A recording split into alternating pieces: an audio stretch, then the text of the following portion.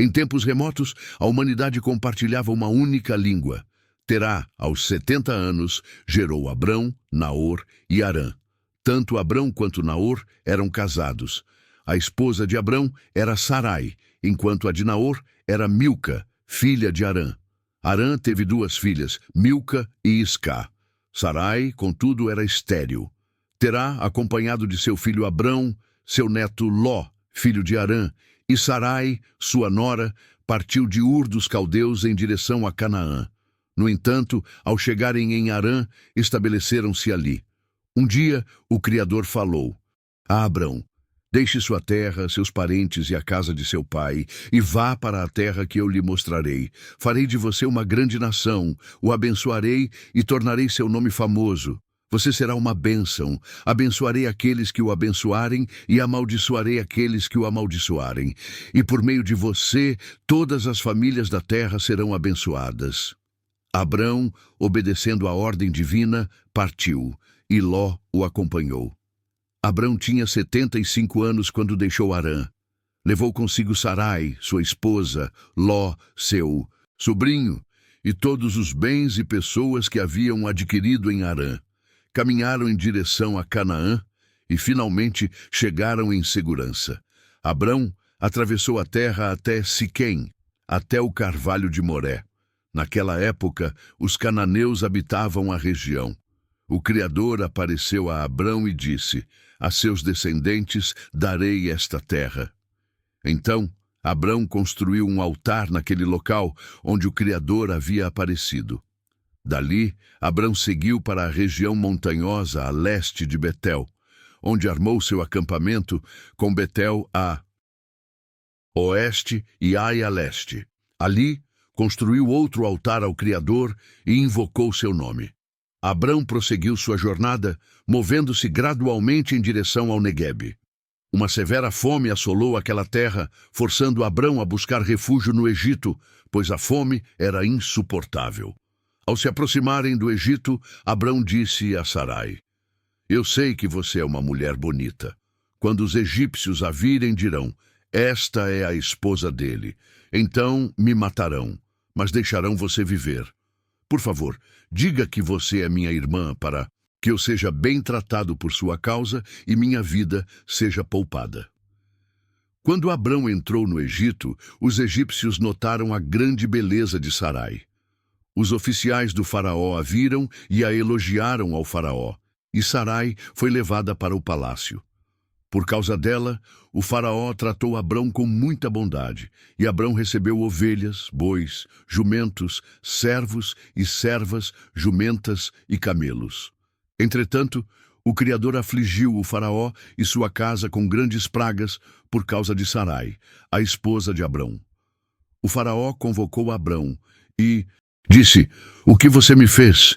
Por que não me disse que ela era sua esposa? Por que disse que ela era sua irmã, de modo que a tomei como esposa? Agora, aqui está sua esposa. Pegue-a e vá embora. Então, o faraó ordenou que seus homens escoltassem Abrão, sua esposa e tudo o que ele possuía para fora do país.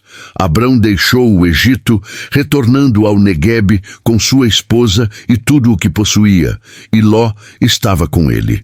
Abrão era muito rico, possuindo gado, prata e ouro em abundância. Ele viajou de volta do Neguebe, de acampamento em acampamento, até Betel, ao local entre Betel e Ai, onde ele havia armado seu acampamento no início e onde havia construído um altar.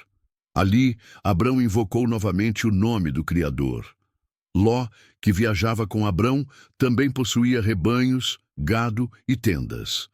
Aurora e Benedito eram prósperos, donos de vastos rebanhos de gado e inúmeras moradias temporárias.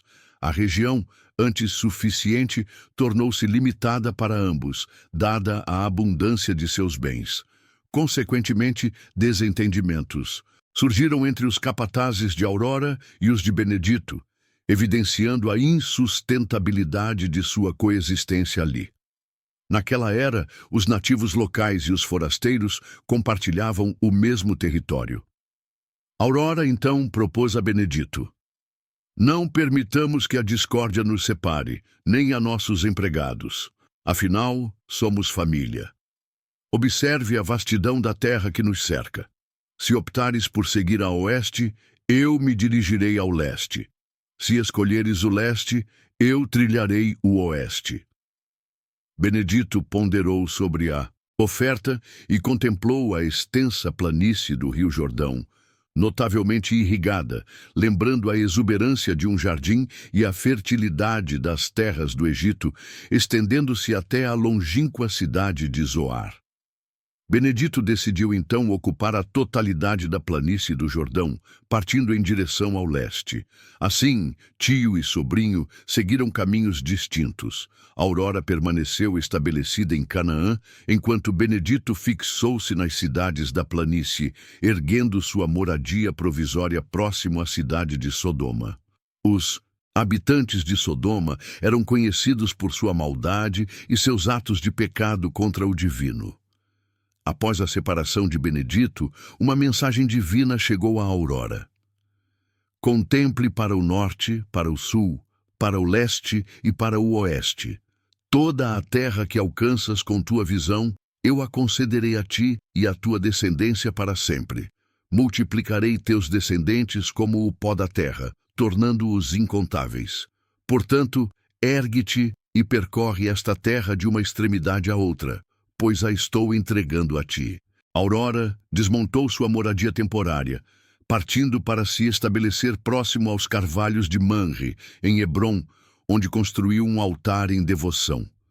Posteriormente, uma série de conflitos irrompeu, envolvendo Berar, rei de Sodoma, Birsã, rei de Gomorra, Sinabe, rei de Adimá, Semeber, rei de Zeboim, e o rei de Belá, também conhecida como Zoar. O vale de Sidim, palco desses confrontos, era repleto de poços de betume. Durante a fuga, os reis de Sodoma e Gomorra caíram nesses poços, enquanto os demais conseguiram escapar para as montanhas. Os 4 reis vitoriosos tomaram posse de todos os bens de Sodoma e Gomorra, incluindo alimentos e utensílios, e seguiram seu caminho, levando consigo Benedito, sobrinho de Aurora, que residia em Sodoma na época, juntamente com todos os seus pertences. Um dos habitantes da cidade conseguiu escapar e informar Aurora, o hebreu, sobre o ocorrido.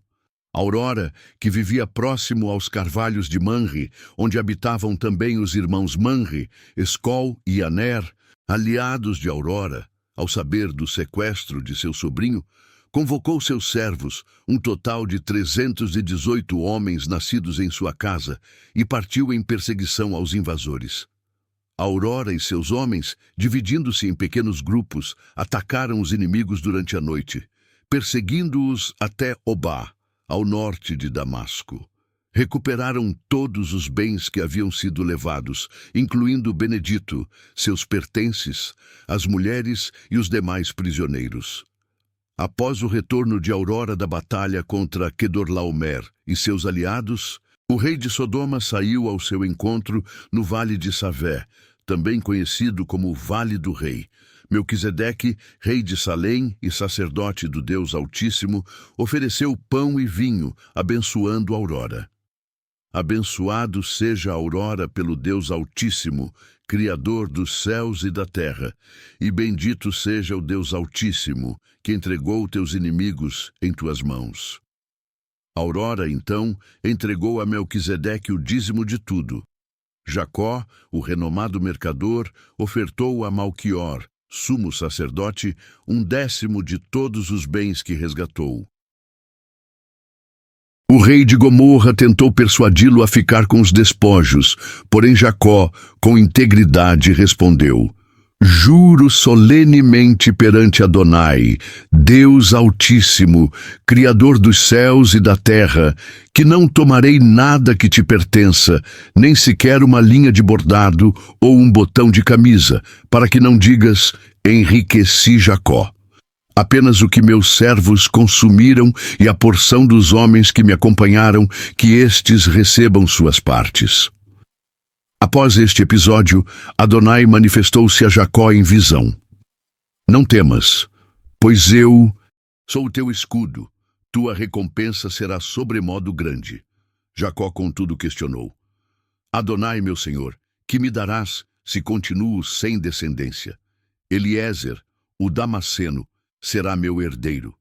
Prosseguiu Jacó, lamentando a falta de filhos e a perspectiva de sua herança ser destinada a um servo. Então a voz de Adonai retumbou: Este não será teu herdeiro, mas aquele que de tuas entranhas proceder, esse será o teu herdeiro. Adonai conduziu Jacó para fora de sua tenda e com um gesto amplo indicou: O céu estrelado. Olha agora para os céus e conta as estrelas, se as podes contar. Assim será a tua descendência. Jacó depositou sua fé em Adonai, e este o considerou justo. Adonai continuou: Eu sou Adonai, que te tirei de Ur dos Caldeus, para dar-te esta terra em possessão. Jacó, ainda hesitante, perguntou: Adonai, meu senhor, como saberei que hei de herdá-la? E Adonai respondeu: Toma uma novilha, uma cabra e um carneiro, todos de 3 anos, uma rolinha e um pombo. Jacó prontamente obedeceu, trazendo os animais e cortando-os ao meio, dispondo as metades em pares opostos, mas não dividiu as aves. Aves de rapina desceram sobre as carcaças, mas Jacó as espantava. Ao pôr do sol, um sono profundo e pavoroso tomou conta de Jacó, e a voz de Adonai ressoou: Sabe com certeza que a tua descendência será peregrina em terra alheia, e será reduzida à escravidão e oprimida por 400 anos. Mas eu julgarei a nação que a escravizar, e depois sairá com muitos bens. Tu, porém, irás em paz para teus pais, serás sepultado em boa velhice. Na 4ª geração, teus descendentes retornarão para cá, pois a iniquidade dos amorreus ainda não atingiu o seu termo. Com a escuridão da noite, um braseiro fumegante e uma tocha flamejante passaram entre as metades dos animais. Naquele momento, Adonai selou uma aliança com Jacó, prometendo a seus descendentes a terra, desde o rio do Egito até o grande rio Eufrates, a terra dos queneus, dos quenezeus, dos cadmoneus, dos heteus, dos ferezeus, dos refaíns, dos amorreus, dos cananeus, dos girgazeus e dos jebuseus. Raquel, esposa de Jacó, era estéril. Bila, sua serva egípcia, fazia parte de seus bens. Raquel, angustiada, disse a Jacó: Eis que Adonai me tem impedido de ter filhos. Toma, pois, a minha serva, porventura terei filhos por meio dela. Jacó concordou com o pedido de Raquel, e ela lhe deu Bila por mulher. Já haviam se passado 10 anos desde que Jacó residia em Canaã. Ele uniu-se a Bila, e ela concebeu. Ao perceber que estava grávida, Bila começou a desprezar Raquel. Senhora Lúcia, estou suportando essa humilhação por sua causa. Eu lhe entreguei minha serva, e desde o momento em que ela soube que estava grávida, começou a me tratar como se eu fosse insignificante. Que a justiça divina determine quem de nós duas está certa. Lúcia, respondeu André, resolva você mesma a questão com sua serva. É um problema seu. Lúcia começou a maltratar a serva, que desesperada fugiu. Um mensageiro celestial encontrou Helena perto de um poço no deserto, a caminho de Sur. Helena, serva de Lúcia, o que você está fazendo aqui? Perguntou o mensageiro. Estou fugindo de Lúcia, minha senhora, respondeu Helena. O mensageiro celestial disse: Volte para sua senhora, mesmo que ela a trate mal. Eu multiplicarei sua descendência de tal maneira que será incontável. Ele continuou: Você está grávida e dará à luz um filho, e você o chamará de Vicente, pois a divindade ouviu o seu sofrimento. Ele será como um jumento selvagem. Sua mão será contra todos, e a mão de todos contra ele, e ele viverá em hostilidade contra todos os seus parentes. Helena obedeceu à orientação divina, invocando o nome daquele que havia falado com ela. Tu és o Deus que me vê, pois ela disse: Aqui eu vi aquele que me vê. Por isso, aquele poço passou a ser chamado de o poço daquele que vive e me vê. Esse poço ainda existe, localizado entre Cádiz e Berede. André chamou o filho que Helena lhe deu de Vicente. André tinha 86 anos quando Helena deu à luz Vicente. Quando André tinha 99 anos, a divindade lhe apareceu e disse: Eu sou o Deus Todo-Poderoso. Ande na minha presença e seja íntegro. Estabelecerei minha aliança entre mim e você e o multiplicarei extraordinariamente.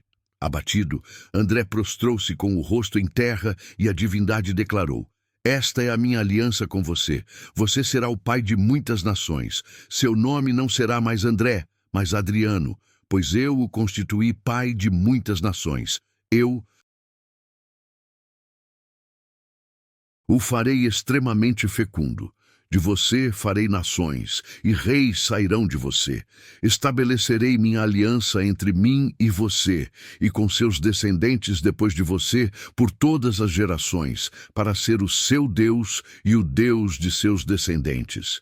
Darei a você e a seus descendentes toda a terra de Canaã, onde agora você é estrangeiro, como propriedade perpétua, e serei o Deus deles.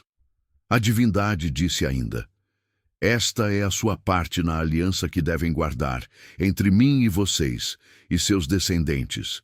Todos os bebês, sexo masculino entre vocês, serão circuncidados.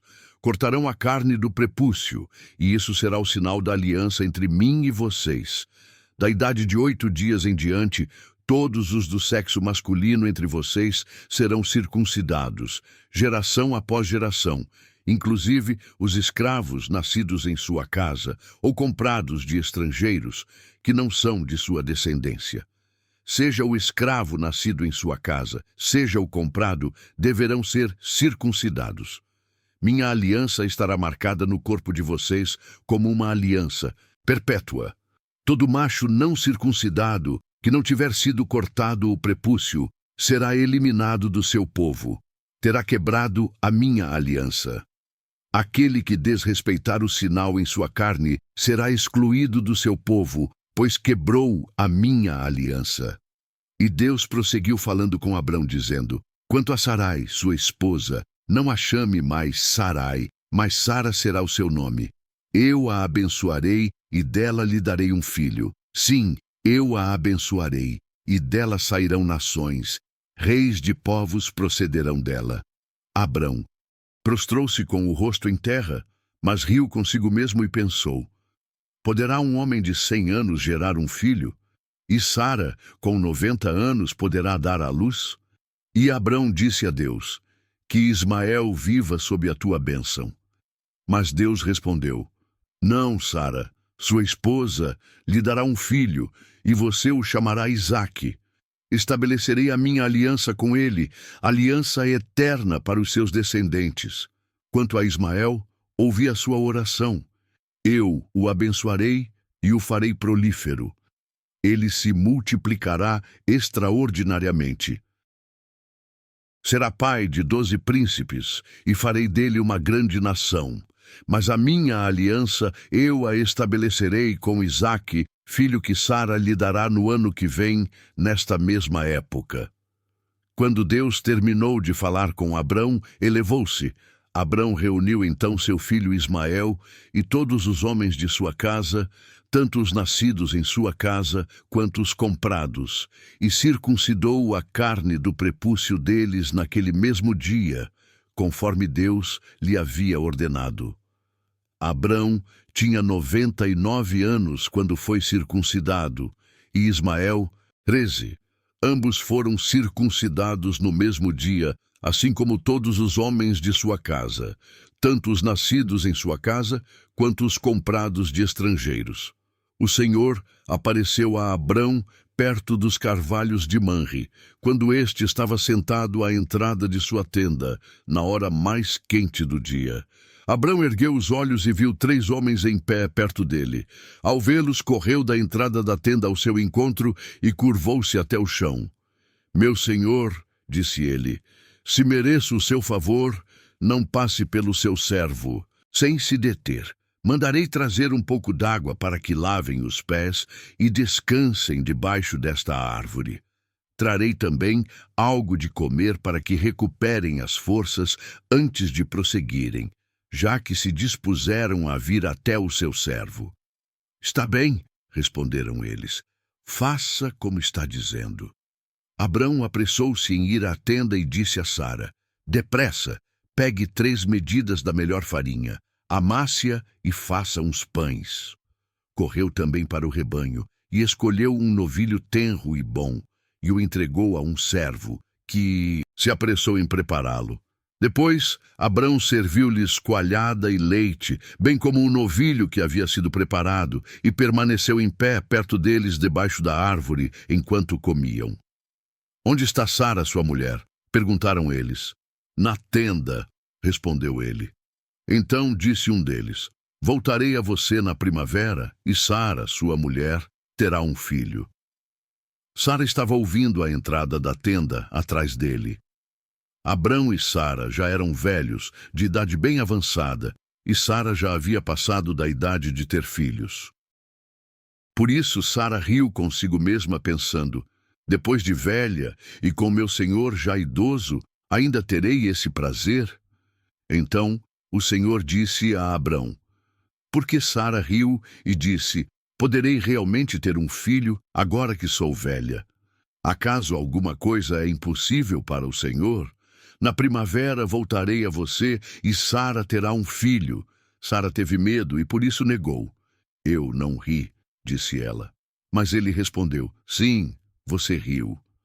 Com um nó na garganta, ela negou ter rido, mas ele insistiu: Sim, você riu. Os viajantes se prepararam para partir, caminhando na direção de Valoria, enquanto a anciã Elara os acompanhava para se despedir. Então a grande mãe sussurrou: Seria justo ocultar o que pretendo fazer? Dela surgirá uma linhagem forte e influente, e através dela muitas famílias encontrarão prosperidade.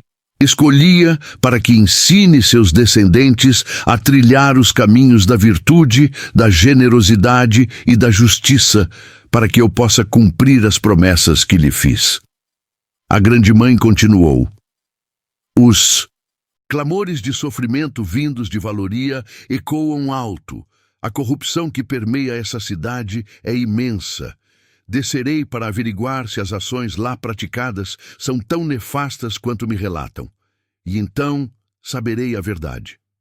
Os viajantes seguiram em direção a Valoria, mas Elara permaneceu, obstruindo o caminho da grande mãe. Com coragem, Elara indagou: Estais falando sério? Planejais mesmo punir os justos juntamente com os ímpios?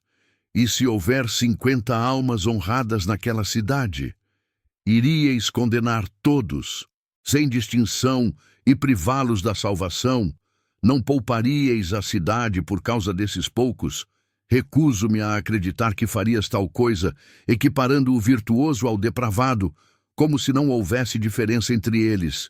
O juiz de toda a existência não deveria agir com imparcialidade. A grande mãe respondeu: Se eu encontrar 50 pessoas virtuosas em Valória, pouparei a cidade inteira por causa delas. Elara persistiu: Eu, uma mera mortal, ousarei questionar meu senhor? E se faltarem 5 para completar os 50, destruireis a cidade por causa dessa pequena diferença? A grande mãe assegurou: Não a destruirei se houver ali 45 almas honradas. Elara continuou a negociar: E se encontrardes apenas 40? Também não destruirei a cidade por causa dos 40, respondeu a grande mãe. Senhor, não vos irriteis comigo, mas e se houver somente 30? Se encontrar 30, não destruirei a cidade, reafirmou a grande mãe. Elara, determinada, não desistiu. Senhor, sei que estou testando vossa paciência, mas e se houver apenas 20? Não a destruirei por causa dos 20, respondeu a grande mãe. Elara insistiu. Senhor, não vos enfureçais. Esta é a última vez que pergunto. E se houver apenas 10? Não destruirei a cidade por causa das 10 pessoas, concluiu a grande-mãe, encerrando a conversa com Elara e partindo. Elara retornou para sua morada. Os 2 emissários chegaram a Valória ao cair da noite.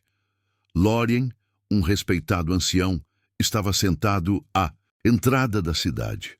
Ao avistar os recém-chegados, levantou-se para recebê-los, curvando-se em sinal de respeito e implorando: Por favor, nobres viajantes, aceitem a hospitalidade de minha humilde casa e passem a noite aqui. Poderão refrescar-se, descansar e partir ao amanhecer, revigorados para continuar vossa jornada. Inicialmente, eles recusaram, dizendo: Não, pernoitaremos na praça pública. Lórien, no entanto, insistiu com fervor, recusando-se a aceitar um não como resposta. Finalmente, eles cederam à sua insistência e o acompanharam até sua casa. Lórien prontamente preparou uma refeição farta e nutritiva, e eles comeram com satisfação. Antes que os hóspedes pudessem se recolher para descansar, uma multidão de homens de valoria, jovens e idosos, cercou a casa vindo de todas as direções. Encurralando-os, gritaram para Lórien: Onde estão os forasteiros que chegaram à sua casa esta noite? Traga-os para fora, queremos nos divertir com eles. Lórien, desesperado, saiu e fechou a porta atrás de si. Implorou à multidão: Por favor, meus irmãos, não cometam essa atrocidade. Olhem, tenho 2 filhas que ainda são virgens. Eu as entregarei a vocês e poderão fazer com elas o que quiserem. Mas, por favor, não toquem nesses homens, pois são meus hóspedes e estão sob minha proteção. Mas eles... Vocês ousam nos dizer como viver recém-chegados de sabe-se lá onde? Rosnou um dos homens, a fúria em seus olhos faiscando como pederneira. Faremos com vocês um destino pior do que o que reservamos para os outros. Uma turba enfurecida avançou, determinada a linchar o forasteiro. Mas antes que pudessem alcançá-lo, 2 guardiões corpulentos o agarraram, puxando-o para dentro da casa e trancando a porta com um estrondo. Os atacantes, tanto os líderes quanto os que os seguiam, tropeçaram desorientados na escuridão. Vocês têm parentes aqui? Filhos? Amigos? Perguntou um dos guardiões, a voz grave. Tirem-nos daqui agora. Esta cidade será destruída. O clamor das vítimas chegou aos ouvidos do Altíssimo e fomos enviados para varrê-la da face da terra. Saíam, salvem suas famílias, o Senhor destruirá este lugar. O aviso foi dado, mas os pretendentes da família, tomados por descrença e arrogância, ignoraram. Ao amanhecer, a urgência cresceu. Depressa, insistiram os guardiões. Leve sua esposa e filhas para fora daqui, antes que seja tarde demais, antes que a punição da cidade recaia sobre vocês também. Hesitante, o homem se demorou. A paciência se esgotando, os guardiões o agarraram, junto com sua esposa e filhas, arrastando-os para a segurança fora dos muros da cidade. A misericórdia do Altíssimo está sobre vocês. Já a salvo, os guardiões deram a ordem final. Corram, salvem suas vidas, não olhem para trás, não parem na planície, fujam para as montanhas ou serão consumidos. Senhores, por favor, implorou o homem. Reconheço sua bondade, o grande favor de salvar minha vida. Mas as montanhas são perigosas, terrores espreitam lá, a morte me espera. Vejam, aquela cidade ali não está longe. É pequena, insignificante. Nada de mal pode me acontecer lá. Deixem-me fugir para lá, para Zoar e escapar da destruição. É só uma curta distância. Sua insistência é incompreensível, mas assim seja, responderam os guardiões. Siga esse caminho, não destruiremos a cidade que você indica, mas não demore, corra, pois nada podemos fazer até que você esteja a salvo. Assim, a cidade recebeu o nome de Zoar, pequena. Quando o homem alcançou Zoar, o sol já brilhava no céu. Então o Altíssimo desencadeou fogo e enxofre sobre Sodoma e Gomorra, uma torrente incandescente descendo dos céus, extinguindo as cidades, obliterando toda a planície, ceifando vidas e esterilizando a terra. Mas a esposa do homem, desobedecendo às instruções, olhou para trás, para o lar que deixava para trás, e se tornou uma estátua de sal, um monumento à sua desobediência. Na manhã seguinte, Abraão, levantando-se cedo, retornou ao lugar onde havia intercedido pelo povo. Olhando para Sodoma e Gomorra, contemplou a fumaça densa subindo da terra, como se de uma fornalha colossal. Assim, antes de destruir as cidades da planície, o Altíssimo se lembrou de Abraão e removeu o homem de Sodoma. Temendo permanecer em Zoar, ele buscou refúgio nas montanhas com suas 2 filhas. Eles encontraram abrigo em uma caverna, onde a solidão e o desespero começaram a corroer suas esperanças. Um dia, a filha mais velha sussurrou para a mais nova: "Nosso pai está envelhecendo, e não há homens nesta terra para nos dar descendência. Devemos garantir a sobrevivência de nossa linhagem. Embebedaremos nosso pai com vinho e nos deitaremos com ele. Assim, poderemos preservar nossa família através dele." E naquela noite fatídica, o plano foi posto em prática. Na solidão de uma terra desolada, 2 jovens irmãs, Clara e Aurora, viam seu legado familiar à beira do abismo após a perda do esposo de Clara e pai de ambas. Desesperadas para perpetuar o nome da família, urdiram um plano, ousado e sombrio. Embebedaram seu amado pai, Elias, com vinho forte até que perdesse a consciência. Naquela noite, Clara, a mais velha, compartilhou do leito com ele, aproveitando-se de seu estado de inconsciência. Na manhã seguinte, Clara confessou seu ato à irmã mais nova, Aurora, propondo uma repetição daquele encontro profano. "Ontem à noite deitei-me com nosso pai. Hoje será você. Embriaguemo-lo novamente e deite-se com ele.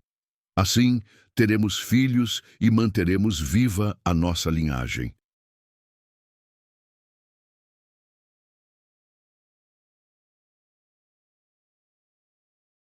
Naquela noite, o ciclo se repetiu. Elias, vulnerável sob o efeito do álcool, foi novamente vítima das artimanhas das filhas. Aurora, seguindo o plano, uniu-se a ele na escuridão. Ambas as irmãs conceberam filhos de seu próprio pai. Clara deu à luz um menino, a quem chamou de Matias, ancestral dos matianos. Aurora, por sua vez, teve um filho, nomeando-o Beniel, o patriarca dos Benielitas. Enquanto isso, um andarilho chamado Samuel, acompanhado de sua esposa, Raquel, buscava refúgio nas terras de Gerar. Samuel, temendo pela própria vida devido à beleza de Raquel, apresentou-a ao rei Abner como sua irmã. Atraído pela formosura de Raquel, Abner a tomou para si. Naquela noite, um sonho inquietante visitou Abner. Uma voz divina o advertiu: "Morrerás por causa da mulher que tomaste, pois ela é casada." Abner, perturbado, defendeu-se: "Senhor, matarás um inocente? Ele mesmo me disse: ela é minha irmã, e ela também confirmou. Agi sem conhecimento de estar cometendo um erro." No sonho, a voz divina respondeu: "Sei da pureza de tuas intenções, por isso impedi que pecasses contra mim. Devolve a mulher ao seu esposo, pois ele é um profeta e intercederá por ti. Se não o fizeres, saiba que a morte alcançará a ti e a tua família." Ao amanhecer, Abner, tomado por temor, reuniu seus conselheiros e relatou o sonho aterrador. Em seguida, convocou Samuel e o confrontou: "Que ultraje é este? Que mal te causei para trazer tamanha desgraça sobre meu reino? Tua atitude é imperdoável." Samuel justificou-se: "Temi que neste lugar não houvesse temor a Deus e que me matassem para tomar minha esposa. Além disso, ela é de fato minha irmã por parte de pai. Quando Deus me fez peregrinar longe da casa de meu pai, combinei com ela que em qualquer lugar que chegássemos, ela se apresentaria como minha irmã. Abner então devolveu Raquel a Samuel, acompanhada de ricos presentes, ovelhas, gado e servos. Minha terra está à tua disposição, disse Abner. Habita onde te aprouver. E a Raquel ofereceu 1000 moedas de prata, declarando: este presente serve como reparação pela ofensa cometida e como prova de tua inocência perante todos. Após isso, Samuel orou a Deus, que curou Abner, sua esposa e suas servas, restaurando-lhes a fertilidade. Pois por causa de Raquel, esposa de Samuel, o Eterno havia fechado o ventre de todas as mulheres da casa de Abner. Tempos depois, o Eterno abençoou Raquel, cumprindo sua promessa. Raquel concebeu e deu à luz um filho a Samuel no tempo determinado. Era precisamente como o Criador havia antecipado, e Benício nomeou o garoto como Joaquim, cumprindo o ritual da circuncisão no 8º dia, conforme as instruções divinas. Benício, então com 1 século de vida, celebrou o nascimento de Joaquim. Ester exclamou: uma onda de alegria me inundou por obra do Altíssimo, e todos que souberem compartilharão dessa felicidade. E acrescentou: quem ousaria prever que Ester, já em idade avançada, amamentaria um filho? Mas aqui estou eu, agraciada com essa bênção na velhice. O pequeno Joaquim floresceu e, ao ser desmamado, Benício organizou uma grandiosa celebração. Contudo, em um dia corriqueiro, Ester notou que o filho de sua serva egípcia, Margarida, zombava de Joaquim. Indignada, Ester confrontou Benício, exigindo a expulsão da serva e de seu filho, pois nenhum herdeiro de uma escrava dividiria a herança com seu amado Joaquim. Benício, consternado, hesitou, pois Ismael também era fruto de seu sangue. Mas a voz divina ressoou, dizendo: não se aflija por causa do rapaz e de tua serva. Ceda ao pedido de Ester, pois a linhagem prometida florescerá através de Joaquim. Quanto ao filho da serva, asseguro que também o transformarei em uma grande nação, pois ele é teu descendente. No alvorecer do dia seguinte, Benício preparou pão e água em um odre, entregou os modestos mantimentos a Margarida e a despediu com o filho. Vagando sem rumo pelo deserto da secura, a água se esgotou. Desesperada, Margarida acomodou o menino sob um arbusto, afastando-se cerca de 50 metros, pois não suportava testemunhar a morte do filho. Sentada, irrompeu em pranto. Entretanto, o divino escutou o clamor do menino. Um mensageiro celeste interpelou Margarida indagando: o que te aflige? Não temas, pois o Altíssimo ouviu o lamento do menino e conhece sua angústia. Levanta-te, ampara teu filho e conforta-o, pois farei dele uma grande nação. Naquele instante, a visão de Margarida se iluminou e ela avistou um poço d'água. Correu até ele, encheu o odre e saciou a sede do menino. Enquanto o menino crescia, o divino o acompanhava.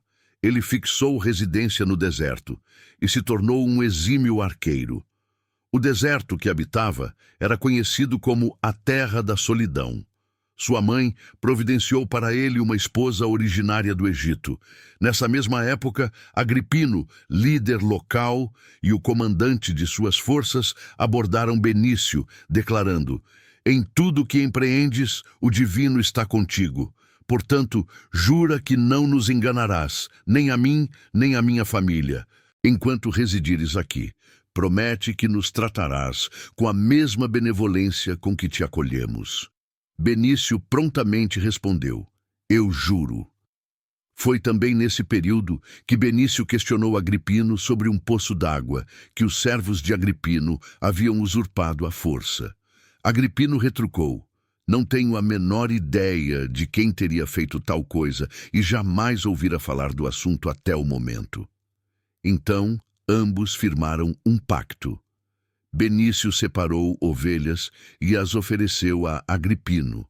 Benício apartou 7 ovelhas do rebanho e Agripino perguntou: qual o significado dessas 7 ovelhas que separaste? Benício respondeu: significa que, ao aceitares essas 7 ovelhas, as aceitarás como prova de que cavei este poço e de que ele me pertence. Assim, o local passou a ser conhecido como Fonte do Compromisso, pois ali ambos firmaram um acordo através de juramento. Tendo selado o acordo na Fonte do Compromisso, Agripino e seu comandante retornaram ao território filisteu. Benício plantou uma no reino de Eudória, onde as montanhas sussurravam segredos ao vento. Vivia o mestre artesão Elian, reverenciado por sua habilidade e profundamente devotado aos deuses ancestrais. Após anos de prosperidade, uma provação divina se apresentou. A deusa Aela, em uma visão, ordenou que Elian provasse sua fé. Elian ecoou a voz da deusa: tome Lira, sua filha, a luz dos seus olhos, a quem você ama mais que a própria vida, e ofereça-a em sacrifício no pico da aurora. Lá construirei um altar e demonstrarei sua devoção. A manhã seguinte, encontrou Elian em agitação silenciosa. Selou seu fiel corcel, levou consigo 2 aprendizes leais e, com o coração pesado, guiou Lira pela trilha sinuosa que levava ao pico da aurora. Cortou lenha para a pira, um nó na garganta a cada golpe do machado. Após 3 dias de jornada, a montanha sagrada surgiu no horizonte. Esperem aqui, instruiu Elian aos aprendizes. Eu e Lira ascenderemos ao pico para prestar homenagem aos deuses. Retornaremos em breve. Elian carregou a pedra de fogo e o cutelo, enquanto Lira, radiante e alheia ao destino que a aguardava, carregava a lenha. À medida que subiam, Lira quebrou o silêncio. Pai, temos a pedra, a lenha, mas onde está a oferenda, o cordeiro para o fogo? Elian desviou o olhar, a voz embargada pela dor. Os deuses, minha filha, proverão. Finalmente, alcançaram o cume. Com mãos trêmulas, Elian ergueu o altar, empilhou a lenha e, com o coração em frangalhos, amarrou Lira sobre ele. A menina o encarava com confiança e amor. Estendeu a mão em direção ao cutelo, pronto para cumprir a ordem divina. Nesse instante, um raio cortou o céu, e a voz de Aela troveou. Elian, Elian, não ouse tocar na garota. Agora sei que sua fé é inabalável, que seu amor por mim transcende até mesmo o mais profundo dos laços terrenos.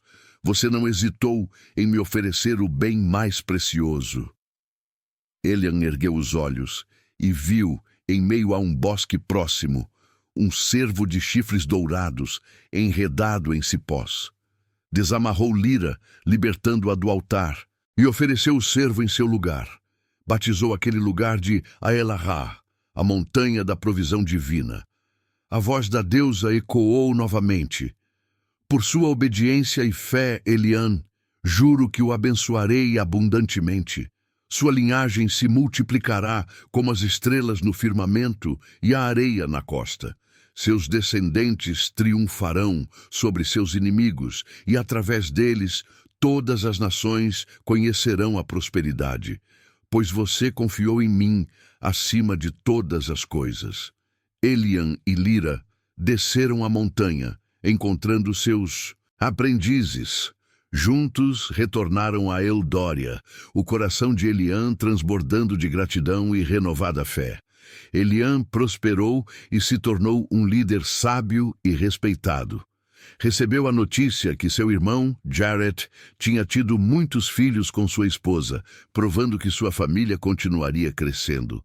Anos mais tarde, sua amada esposa faleceu. Elian lamentou profundamente sua perda. Ao procurar um local de descanso final, os anciãos de Eudória se aproximaram. Elian, disseram, você não é um mero artesão, mas um príncipe entre nós. Escolha o melhor túmulo em nossas terras para sua amada. Ninguém aqui ousaria negar um lugar de descanso final para ela. Diante da afirmação, Ezequiel, com um gesto de respeito, curvou-se perante os moradores de Jericó e expressou: se minhas palavras encontram eco em vossos corações e realmente desejais auxiliar-me na honrosa tarefa de sepultar minha amada esposa, intercedei por mim junto a Jetur, filho de Nahum.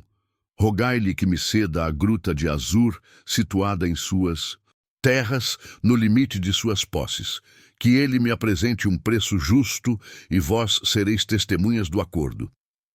Jetur, figura proeminente na comunidade, presente na reunião, ouvia atentamente. Não, meu senhor, tal gesto seria indigno. A terra é vossa, um presente imerecido. Dou-vos o campo e a gruta sem qualquer custo, que meu povo seja testemunha. Ali depositai os restos mortais de vossa esposa. Ezequiel, demonstrando reverência perante o conselho reunido, replicou: rogo-vos, permiti-me quitar o valor da terra. Aceitai meu dinheiro, para que eu possa sepultar minha esposa em paz. Então Jetur respondeu: já que insistes, eu aceito. O que representam 500 moedas de prata entre nós. Segue e realiza o sepultamento de tua esposa. Ezequiel anuiu ao preço estipulado por Jetur e pagou integralmente o montante perante o conselho da cidade de Jericó. 500 moedas de prata, conforme a cotação da época.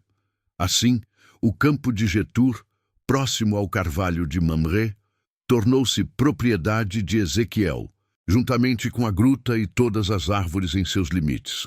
O conselho da cidade de Jericó testemunhou a transação. Ezequiel sepultou Rebeca na gruta do campo de Mamré, que fica perto de Hebron, na terra de Canaã. A propriedade do campo e da gruta foi transferida para Ezequiel como local de sepultamento. Ezequiel já era um homem de idade avançada, abençoado em todos os aspectos. Ele convocou seu servo mais antigo, aquele que administrava todos os seus bens, e ordenou: coloca tua mão sob minha coxa e jura, em nome do Altíssimo, o Deus dos céus e da terra, que não buscarás esposa para meu filho entre as jovens cananeias daqui, mas que irás à minha terra natal, e ali encontrarás uma esposa para Jacó. O servo questionou: e se a moça não desejar abandonar sua casa para vir comigo, deverei levar teu filho de volta à tua terra de origem? Ezequiel respondeu firmemente: não. Jamais. Sob nenhuma hipótese levarás meu filho de volta para lá. O Altíssimo, o Deus dos céus, tirou-me da casa de meu pai, da terra onde nasci, e me fez esta promessa solene: estou dando esta terra aos teus descendentes. Esse mesmo Deus enviará seu anjo à tua frente, para que consigas encontrar ali uma esposa para meu filho. Se a moça não quiser vir, estarás desobrigado do juramento que me fizeste, mas em hipótese alguma leves meu filho de volta para lá. Então o servo colocou a mão sob a coxa de Ezequiel, seu senhor, e fez o juramento solene. O empregado preparou 10 camelos de Ezequiel, carregados de presentes, e partiu em viagem para Harã, na Mesopotâmia. Fora da cidade, fez os camelos se ajoelharem perto de um poço. Era o fim da tarde, a hora em que as mulheres costumavam buscar água. Ele orou: ó Altíssimo, Deus do meu senhor Ezequiel, faz com que tudo corra bem neste dia. Mostra-me a tua bondade. Estrangeiros desta terra. Em vez disso, me mandou à casa do pai dele, ao clã dele, para encontrar uma esposa para o filho. Quando chego hoje à fonte, orei: ó Senhor, Deus do meu mestre Ezequiel, se estás a dar sucesso à jornada que empreendi, que aconteça o seguinte: estou aqui junto à fonte. Quando uma jovem vier tirar água, eu lhe disser: por favor, dá-me um pouco de água do teu cântaro para beber. E se ela disser: bebe, e também darei água aos teus camelos, que ela seja a mulher que o Senhor designou para o filho do meu mestre. Antes que eu terminasse de orar em meu coração, lá veio Jasmim com seu cântaro no ombro. Ela desceu à fonte e tirou água, e eu lhe disse: Por favor, dá-me um pouco de água para beber. Ela rapidamente abaixou o cântaro do ombro e disse: Bebe, e também darei água aos teus camelos. Então eu bebi, e ela também deu água aos camelos. Eu a interroguei e perguntei: De quem és filha? Ela respondeu: Sou filha de Samuel, filho de Milena, que nasceu para Nassor. Então coloquei o anel em seu nariz e os braceletes em seus braços, e prostrei-me e adorei o Senhor. Louvei o Senhor, o Deus do meu mestre Ezequiel, que me guiou pelo caminho certo, para tomar a neta do irmão do meu mestre para o seu filho. Agora, se estais dispostos a mostrar bondade e lealdade ao meu mestre, dizei-me. E se não, dizei-me também, para que eu saiba para onde me dirigir. Então Labão e Betuel responderam: Esta é uma providência do Senhor. Não temos nada a dizer-te a favor ou contra. Aqui está Jasmim. Leva-a contigo, e que ela seja a esposa do filho do teu mestre, como o Senhor determinou. Quando o servo de Ezequiel ouviu as suas palavras, prostrou-se até ao chão diante do Senhor. Então o servo trouxe joias de ouro e prata e roupas, e os deu a Jasmim. Também deu presentes valiosos a seu irmão e a sua mãe. Então ele e os homens que o acompanhavam comeram e beberam, e passaram a noite ali. Quando se levantaram na manhã seguinte, ele disse: Deixai-me voltar para o meu mestre. Mas o irmão e a mãe dela disseram: Deixai a jovem ficar conosco mais alguns dias, talvez 10, então poderá ir. Mas ele disse-lhes: Não me detenhais, agora que o Senhor coroou de êxito a minha jornada. Deixai-me partir para o meu mestre. Então eles disseram: Chamemos a jovem e perguntemos a ela o que tem a dizer. Então chamaram Jasmim e perguntaram-lhe: Queres ir com este homem agora? Sim, quero, respondeu ela. Então eles deixaram a sua irmã Jasmim e a sua ama de leite partirem com o servo de Ezequiel e os seus homens. E abençoaram Jasmim e disseram-lhe: Irmã nossa, que te tornes mãe de milhares de miríades, que a tua descendência tome posse das cidades dos seus inimigos. Então Jasmim e as suas servas montaram nos camelos e seguiram o homem. Assim, o servo levou Jasmim e partiu. No coração das terras férteis de Canaã, um patriarca venerável, chamado Eliel, preocupava-se com o futuro de seu primogênito, Josué. Não busques esposa para meu filho entre as filhas desta terra. Instruiu ele a seu servo Calebe, um homem de confiança e sabedoria. Vai à minha terra natal, à casa de meus ancestrais, e lá procura uma esposa para Josué. Calebe, apreensivo, questionou: E se a jovem não desejar me acompanhar, meu senhor? Eliel respondeu com firmeza: O Altíssimo, a quem tenho servido com devoção, enviará seu mensageiro à tua frente e prosperará teu caminho. Encontrarás uma jovem de minha linhagem, da casa de meu pai. Somente então estarás livre de tua promessa. Mas se a família não concordar em entregar a moça, estarás desobrigado do juramento. Assim, Caleb partiu em sua missão. Ao chegar ao poço da cidade, ele orou fervorosamente: Ó Eterno, Deus de meu senhor Eliel, concede-me sucesso neste dia e demonstra tua bondade para com meu senhor. Estou aqui, junto a esta fonte, aguardando. Que a jovem que vier tirar água e a qual eu pedir que me dê de beber e que responder, beba, e também darei de beber aos teus camelos, seja aquela que escolheste para ser a esposa do filho de meu senhor. Antes que terminasse sua oração, uma jovem de beleza radiante, de nome Lia, aproximou-se com um cântaro sobre o ombro. Ela desceu à fonte, encheu o cântaro, e Calebe, apressando-se, pediu: Por favor, dá-me um pouco de água do teu cântaro. Sem hesitar, Lia ofereceu: Beba, meu senhor. e prontamente saciou a sede de Caleb.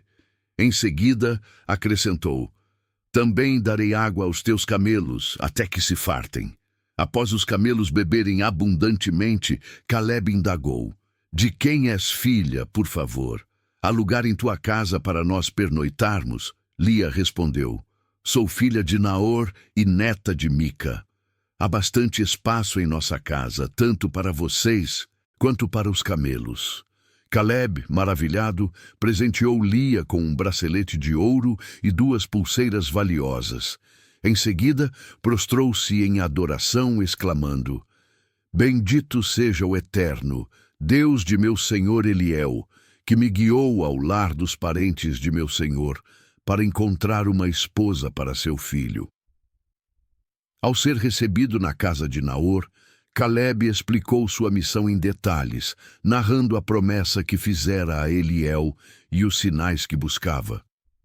Agora digam-me, concluiu Caleb, se vocês demonstrarão bondade e lealdade a meu senhor ou não.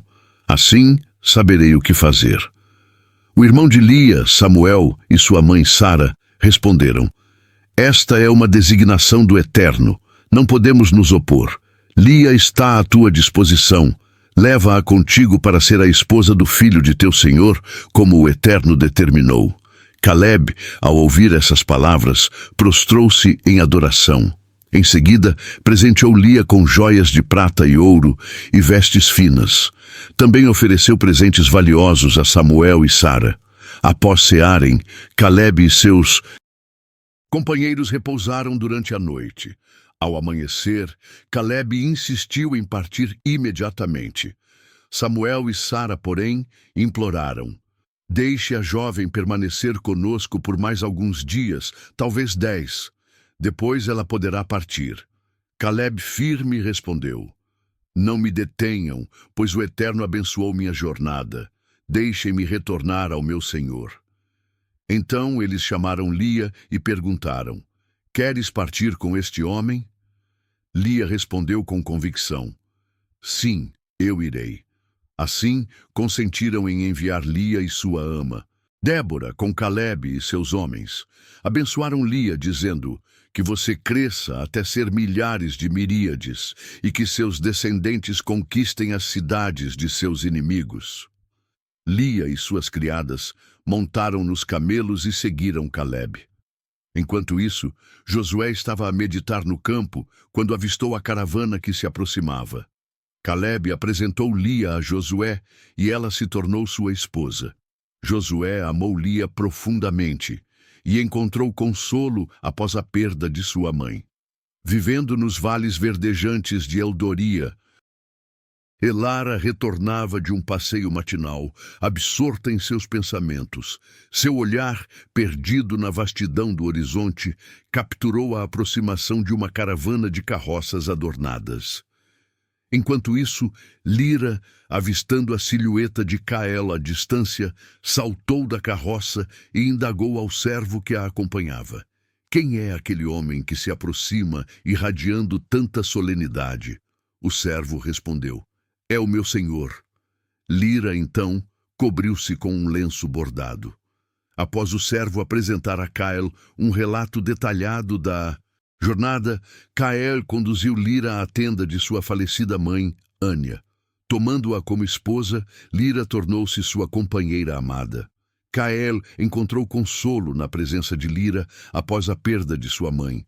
Anos mais tarde, Cael uniu-se a uma mulher chamada Zélia, com quem teve vários filhos: Darien, Marlon, Etan, Silvio e Jaron, o pai de Teron e Din.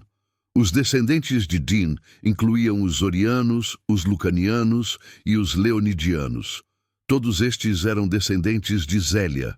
Cael, em sua sabedoria, destinou seus bens a Lira, mas presenteou os filhos de Zélia com riquezas, enviando-os para as terras orientais, distantes de seu herdeiro principal, Cael.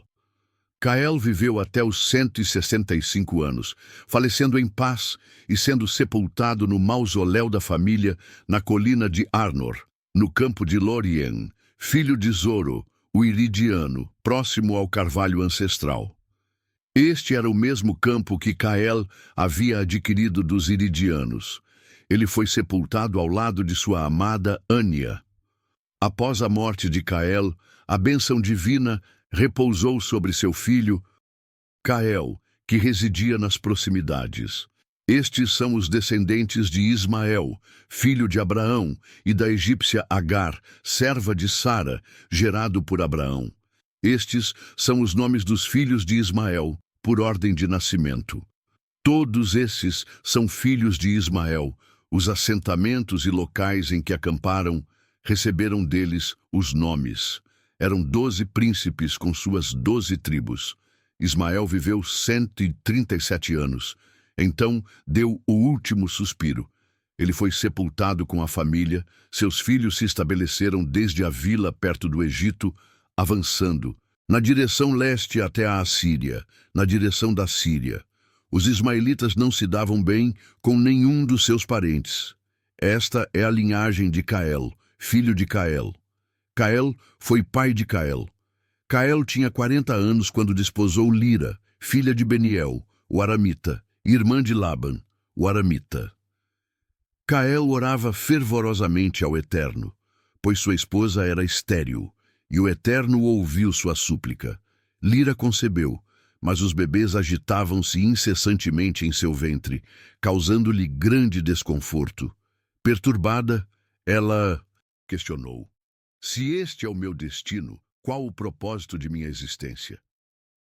Buscando respostas, ela consultou o Eterno, que revelou: 2 nações estão em seu ventre, 2 povos destinados a conflitos desde o seu interior. Um povo subjugará o outro, e o mais velho servirá ao mais novo. Quando o momento do parto se aproximou, descobriu-se que Lira esperava gêmeos. O primeiro a emergir foi um menino de cabelos cor de fogo, coberto de penugem, a quem deram o nome de Ronan, o peludo. Em seguida, veio seu irmão, com a mão firmemente agarrada ao calcanhar de Ronan, sendo chamado de Ian, o apegado. Na época do nascimento dos gêmeos, Cael tinha 60 anos. À medida que os meninos cresciam, Ronan desenvolveu-se em um habilidoso caçador, encontrando alegria na vida ao ar livre. Ian, por outro lado, era mais contemplativo, preferindo a serenidade das tendas. Cael favorecia Ronan, apreciando suas habilidades de caça, enquanto Lira dedicava seu afeto a Ian. Um dia, enquanto Ian preparava um ensopado de lentilha vermelha, Ronan retornou do campo exausto. Álvaro, consumido pela fome, implorou a Henrique por um pouco daquele cozido, justificando estar à beira da morte. Foi assim que o apelido Boca Faminta surgiu. Henrique, astuto, propôs uma troca. O ensopado em troca dos seus privilégios de herdeiro. Estou faminto demais. De que me servem direitos de primogenitura se estou quase a morrer? Vociferou Álvaro. Henrique insistiu. Jure. Álvaro, em desespero, concordou, renunciando. Por juramento aos seus direitos em favor de Henrique, que finalmente ofereceu ao irmão esfomeado pão e um generoso prato de lentilhas. Álvaro comeu, bebeu e se afastou, aliviado, demonstrando seu desprezo pela sua herança.